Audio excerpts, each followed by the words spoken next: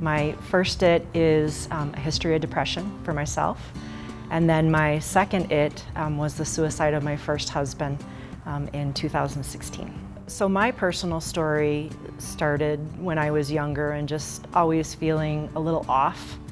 I'm normally a really outgoing person, I'm a people person, but there would be times where I just didn't want to be around people. The things that would normally make me happy just weren't making me happy, irritable, and just really wanting the world to go away.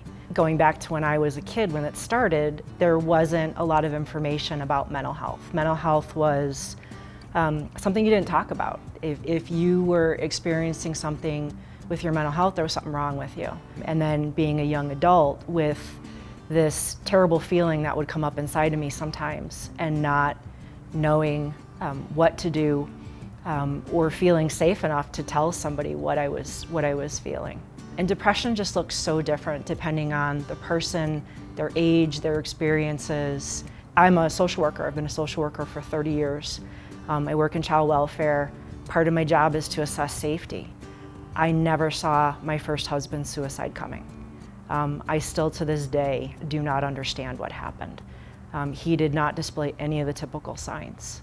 The person that helped my family, and I say was also life-saving for me, and I mean that literally, was Judy's House. So Judy's House is an organization. They have a location in Denver, and it is free of cost, and it is open to any child and their family who have experienced a loss. We joined a group where my kids and I went, and they would go into their groups based on their ages, and I went into a group with other women who had lost significant others to suicide.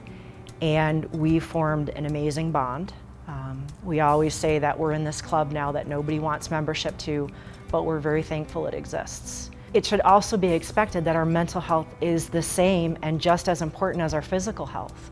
So if you're feeling something that doesn't feel right, it's okay and it's normal to go to a mental health professional, just like you would go to your doctor if you had a chest cold.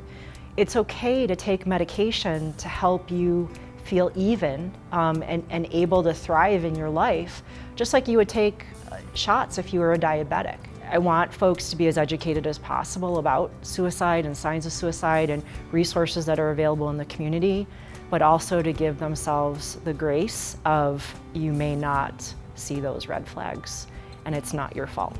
I see myself in 5 years still talking about this, still hoping that even if there's one person that benefits from our experiences, to keep telling the story.